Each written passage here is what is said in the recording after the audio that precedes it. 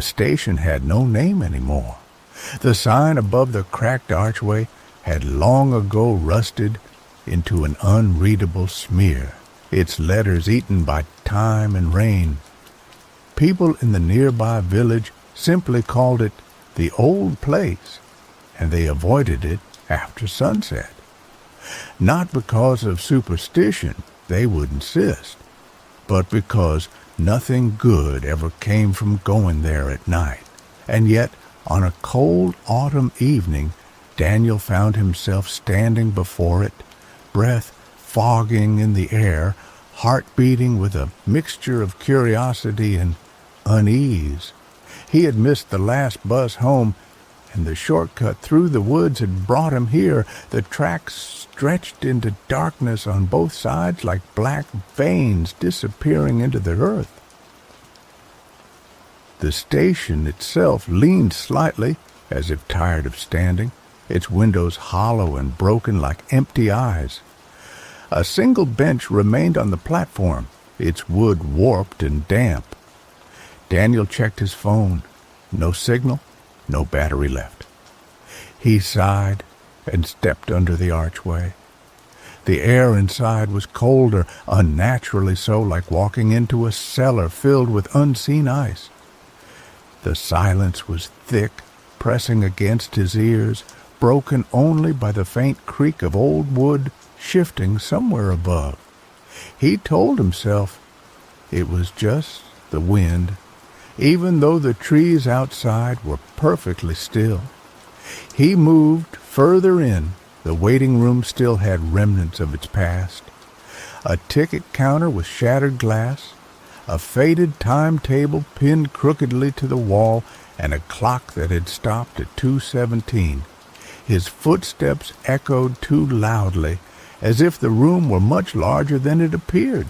He sat on the bench, trying to calm himself. "Just wait until morning," he muttered. "It's nothing." Minutes passed, or maybe hours.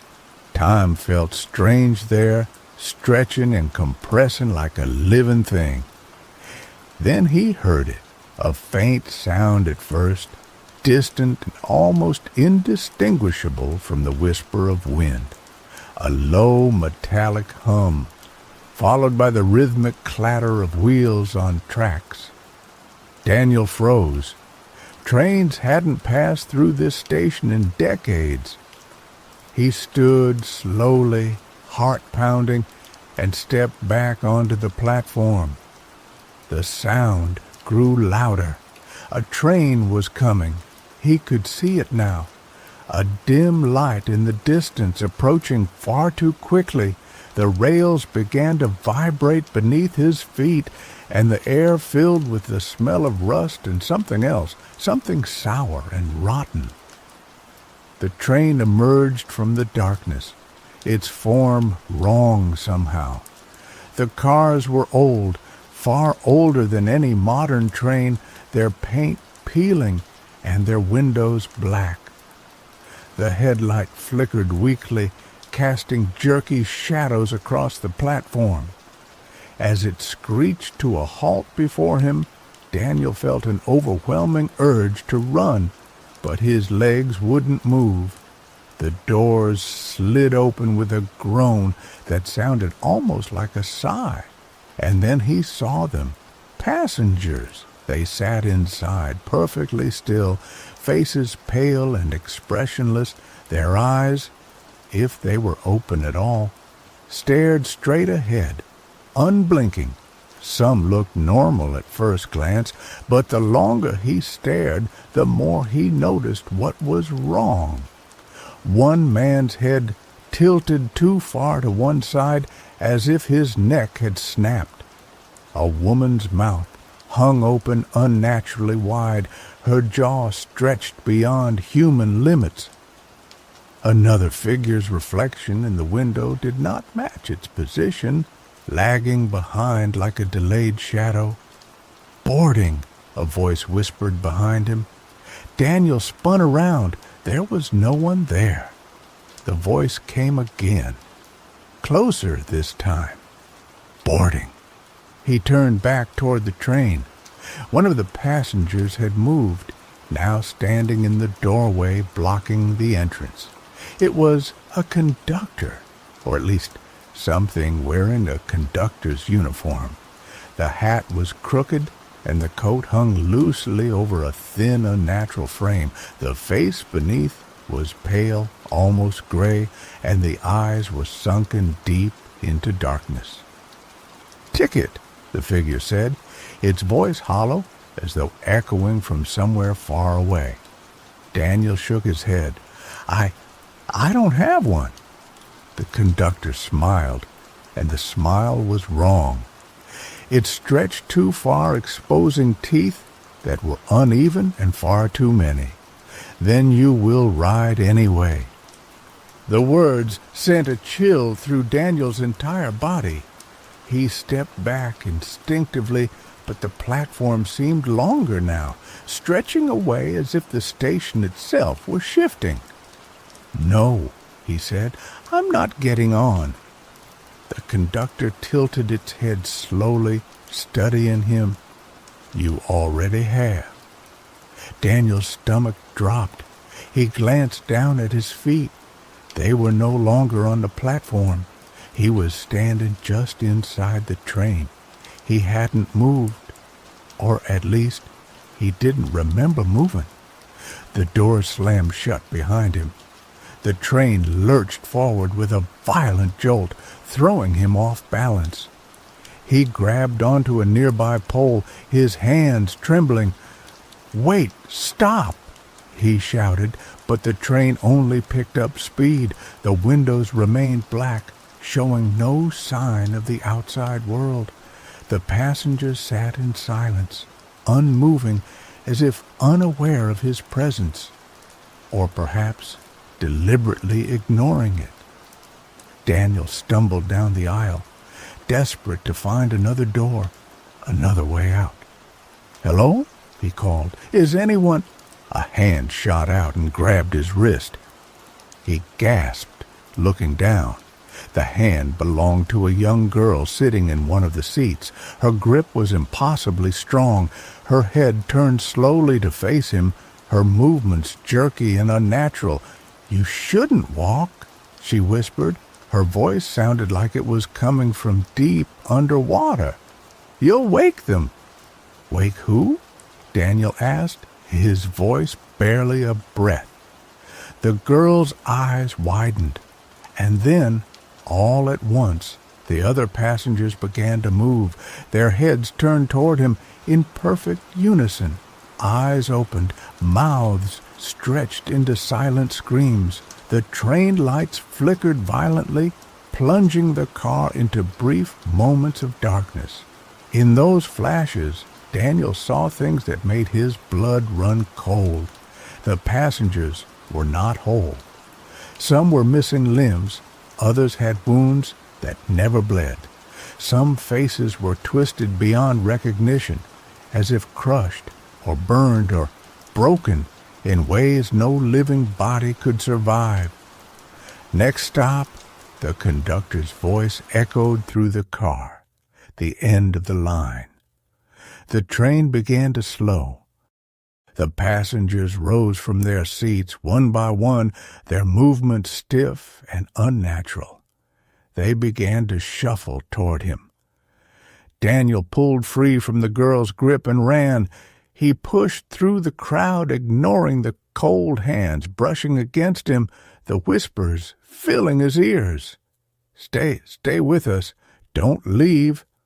At the end of the car, he found a door. He threw it open and stumbled into the next carriage.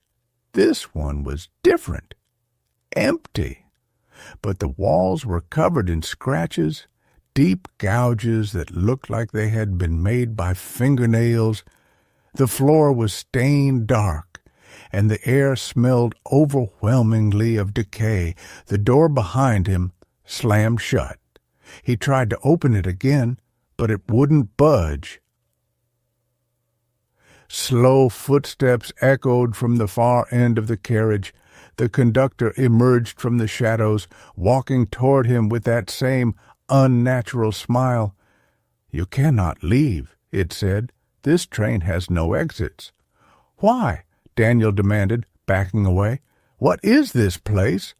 The conductor stopped a few feet from him, its head tilted again, almost curious. "This is where they go," it said softly. "The ones who were forgotten, the ones who waited too long." Daniel's mind raced. "I'm not supposed to be here," he said. "This is a mistake." The conductor's smile widened impossibly. "No mistakes." The train came to a complete stop. The lights went out completely.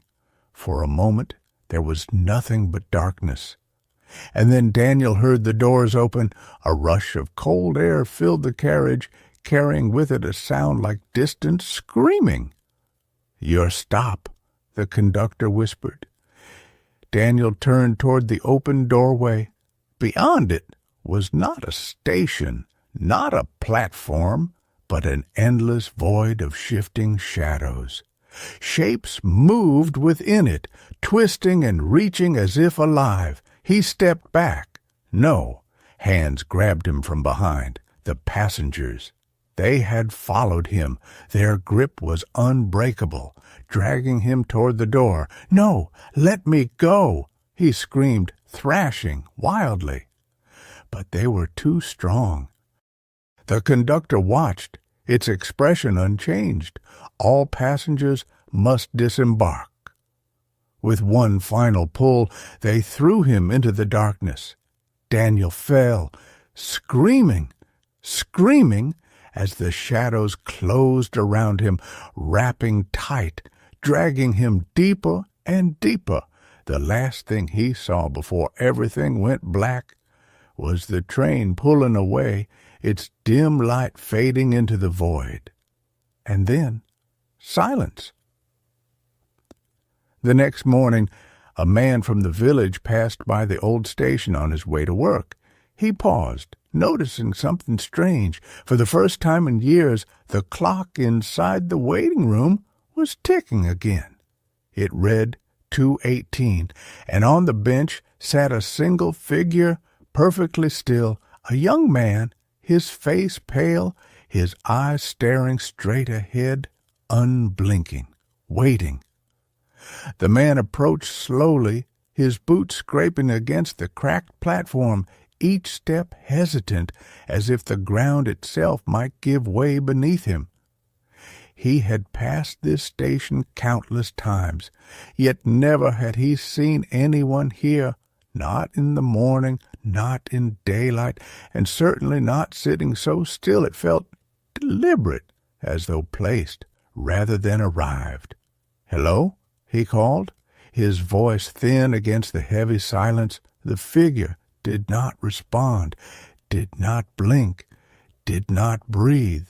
As far as the man could tell, he climbed the platform, heart beginning to pound, an unease settling deep in his chest. The air felt wrong again, too cold for the early morning, too thick, as if something unseen lingered just beyond sight. "Are you all right?" he asked, stepping closer. The young man's clothes were damp, stained with something dark along the sleeves and collar. His hands rested limply on his knees, but the fingers twitched, just once, so subtly it could have been imagined. Relief flickered. The man reached out and placed a hand on his shoulder. The reaction was immediate. The young man's head snapped toward him with a sharp, inhuman motion, eyes wide, eyes hollow, eyes that reflected no light. "You shouldn't have touched me," the young man whispered. His voice cracked, layered, as though more than one voice spoke at once. The man stumbled back in shock, nearly losing his footing. What happened to you?" he stammered. The young man's lips trembled, then curled into a faint, broken smile. "I missed my stop." A distant sound cut through the air, the low metallic hum. The man's blood ran cold. "Do you hear that?" the young man asked softly. The man shook his head instinctively. There's nothing. But there was. The sound grew louder, a vibration beneath the platform, a familiar, impossible rhythm. The tracks began to tremble. The young man stood slowly this time with unnatural precision, like a puppet being pulled upright by invisible strings. It's back, he said. It always comes back. The man turned toward the tracks, panic rising. There was nothing there, no light, no train, and yet the sound continued, approaching rapidly. We have to leave, the man said, grabbing the young man's arm, but his grip met resistance. The young man did not move. You can't leave, he said calmly. Not anymore. The man's breath quickened. What are you talking about? The young man's eyes shifted past him, fixing on something behind. The man hesitated, then slowly turned. The station archway, the empty doorway leading into the waiting room. Something stood inside it, a figure, tall, thin, wearing a crooked hat. The conductor. The man's throat tightened. No, he whispered. The figure did not move, yet somehow it felt closer than before, its presence pressing against the air itself. Ticket, it said. The man shook his head frantically. I don't have one. I'm just passing through. The conductor tilted its head just as it had before. You stopped. Its voice echoed unnaturally, stretching the words beyond their natural length. That is enough. The ground trembled violently now. The sound of the train was deafening, though still nothing could be seen on the tracks. The young man's grip tightened suddenly around the man's wrist, far stronger than before. Don't fight it, he whispered. It hurts more if you fight. Let go of me, the man shouted, struggling, but the young man only smiled wider, and now that smile mirrored the conductor's. Too wide, too deep, too wrong. The station lights, though none had worked in years, flickered on for a brief, blinding moment, and in that instant the train appeared. Not arriving, not approaching, already there, slamming into existence with a shriek of metal and air displacement so violent it knocked the man to his knees. The doors were open. The passengers were waiting. This time they were not still. They leaned outward, heads twitching, arms stretching too far, fingers grasping at nothing and everything at once. Boarding, they whispered in unison. The man screamed, trying to crawl away, but the platform seemed to stretch endlessly beneath him, each movement taking him nowhere. The young man stepped calmly toward the train, then paused, looking back. You get used to it, he said quietly. After a while, you stop remembering where you were going. Please, the man cried, help me. For a moment, something flickered in the young man's expression. Hesitation, regret. Then it was gone. He turned and stepped inside. The conductor's gaze shifted to the man still on the ground. Last call, it said. The passengers surged forward. Their hands closed around the man's legs, his arms, his shoulders. He thrashed wildly, screaming, his voice swallowed by the roar of the unseen engine. No, no.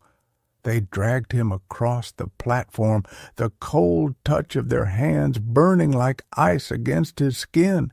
The doorway loomed closer, darkness beyond it, promising nothing, promising everything.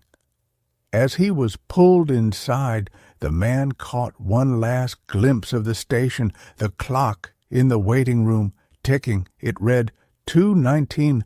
The doors slammed shut. The train vanished. The silence returned. Later that day, the villagers spoke in hushed tones. A man had gone missing. No trace, no explanation. Some said he had taken the forest path. Others said he must have left town entirely. But one old woman, who had lived there longer than anyone, only shook her head. "The station took him," she said quietly. "It's hungry again." That night the clock ticked once more.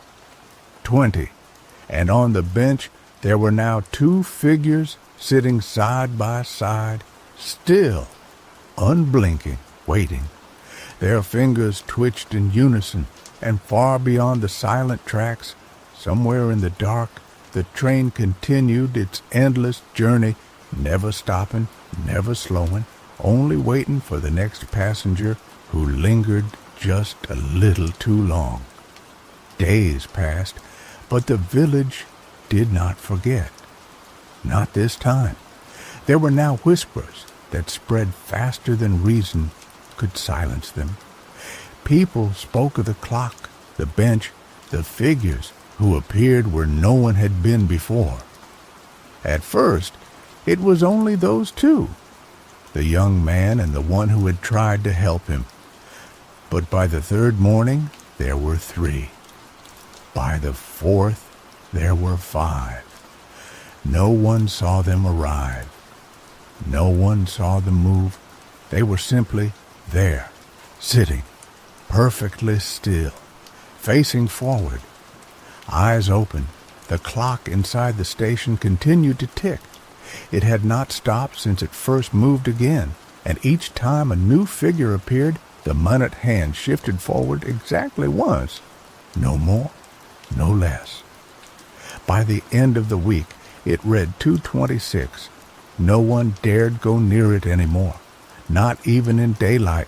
The path through the woods grew over quickly, as if nature itself was trying to seal the place away.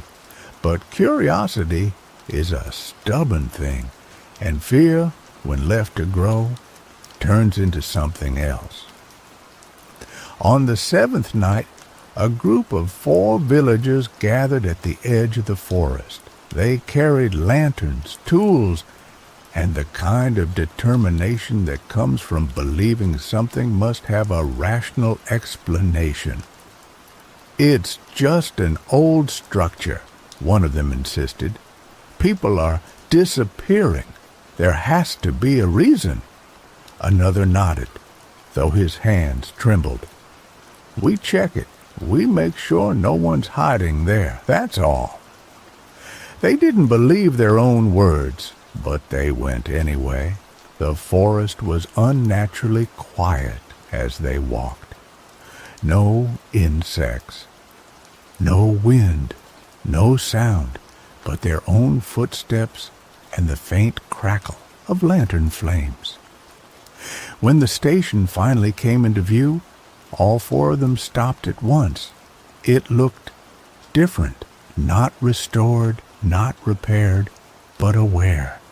The darkness inside seemed deeper than it should be, as if the building contained more space than its walls allowed. The clock was visible through the broken window, still ticking. 26. "We go together," the first man said quietly. They climbed onto the platform as one. The bench was there, and the figures, 7 of them now, sitting side by side, perfectly aligned, their clothes different, their faces different, but their stillness identical.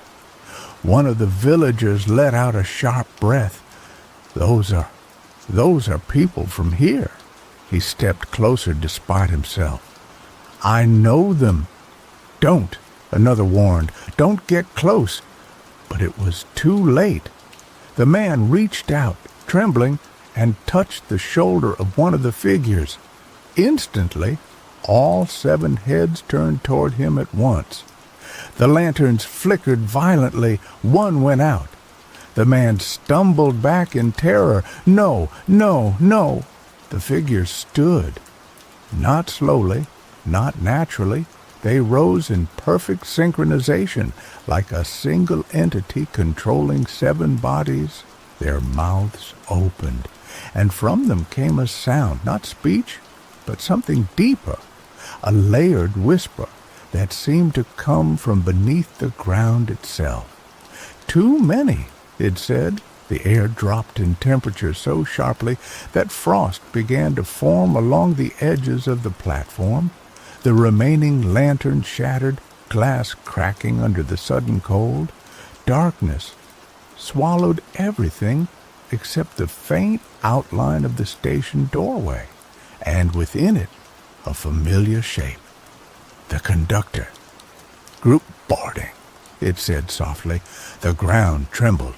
The villagers panicked, turning to run. But the forest behind them was gone. In its place was only darkness, an endless stretch of black where no trees stood any more. Where is the path?" someone shouted. "It's gone." The sound of the train erupted all around them, far louder than before. Not approaching, not arriving, already there. The rails screamed, the air warped, and then, like a tear in reality itself, the train appeared again, longer this time, more carriages, stretching impossibly far into the distance, doors open, passengers waiting, not just the ones from before. Now there were more, many more. Faces pressed against the windows, hands clawing at the edges of the doors, smiling, screaming, silent. The 7 figures from the bench began to move toward the villagers, steps perfectly in sync. "Run!" one of the villagers shouted, but there was nowhere to go. The train seemed to surround them now, cars extending far beyond the station itself, impossible geometry folding space inward. The conductor raised a hand. All aboard. The passengers surged forward. The villagers screamed as they were grabbed, pulled, separated. Their lanterns vanished into the chaos. Their voices echoed briefly and then were cut off one by one. Silence returned as quickly as it had broken. The train vanished again, leaving the station exactly as it had been, empty, still, quiet. The clock ticked. 30. The next morning, the village was quieter than ever before. No one spoke about what had happened. Not openly, but everyone knew. The forest path was completely gone now, as if it had never existed. The station could no longer be reached by ordinary means. And yet, some claimed that if you walked far enough at night, if you listened closely, you could still find it, not by sight, but by sound. The faint metallic hum of a train that should not exist. And sometimes, if you were unlucky, you would see a flicker of dim light in the distance, not coming toward you, but waiting for you. And somewhere beyond that darkness, the train continued to run, endlessly, growing with every passenger it claimed, the conductor standing watch, the doors always open. And inside, among the countless silent figures, there were still empty seats.